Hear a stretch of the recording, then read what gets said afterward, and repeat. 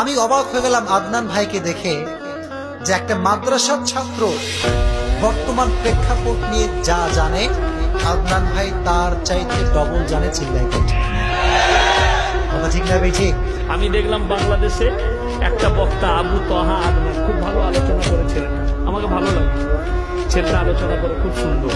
এখন এই যে একটা ছেলে কথা বলে তোহা আদনান, আমার ভালোই লাগে। তার চেষ্টা তো করতেছে, ঠিক কিনা? চেষ্টা তো করতেছে, কিছু ছেলে তো তার কথা শুনছে কিনা, চেষ্টা করছে কোরআন হাদিস